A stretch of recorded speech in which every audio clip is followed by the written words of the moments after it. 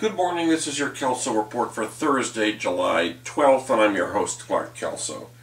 We only have three cases today. We begin with the Ninth Circuit and a case involving qualified immunity.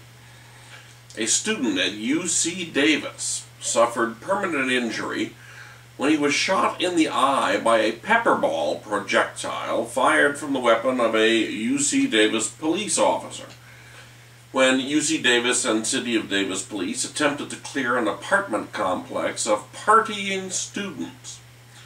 The student sued for damages, alleging that his Fourth Amendment rights have been violated. Officers shot pepper ball projectiles in the direction of the plaintiff and his friends as the student stood in the breezeway of the apartment complex, attempting to leave the party and awaiting instruction from the officers. The officers did not provide any audible warning prior to shooting towards the unarmed and compliant students, and never informed the young partygoers how to appropriately extricate themselves from the apartment complex in order to avoid becoming the target of police force.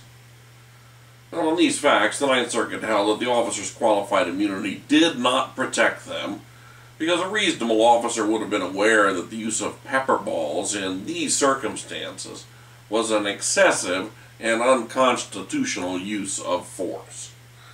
Apparently, whether it's pepper balls or pepper spray, UC Davis police don't know what to do.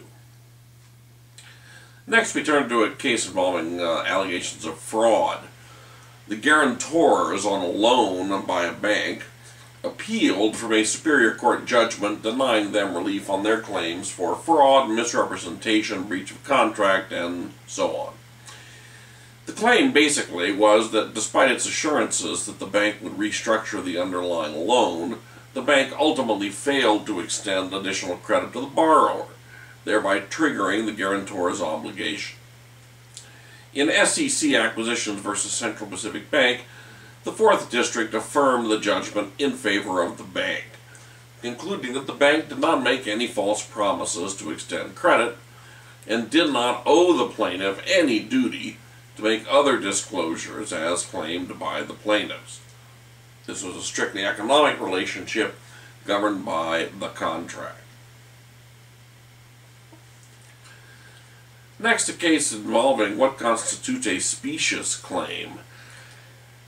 The plaintiff had sued the defendants for trade secret misappropriation, but it turned out rather quickly there was no basis whatsoever for the claim.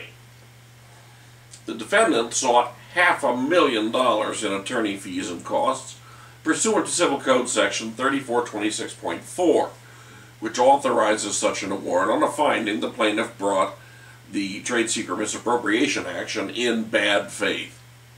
The trial court granted the motion. In Sasko v. Rosendin Electric, the Fourth District affirmed.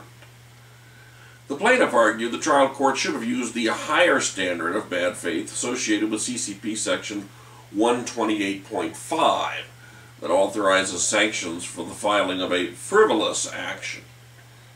The Fourth District rejected this argument, concluding that there was no basis for transferring Section 128.5 standard into Civil Code Section 3426.4.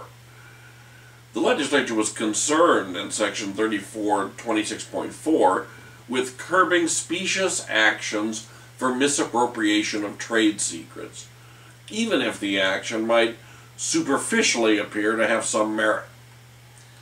The standard under Section 3426.4 is objective speciousness, not frivolousness, and the award of attorney's fees under that section is appropriate on a finding of objective speciousness, plus evidence that the action was subjectively brought for an improper purpose, such as harassment, delay, or to thwart competition.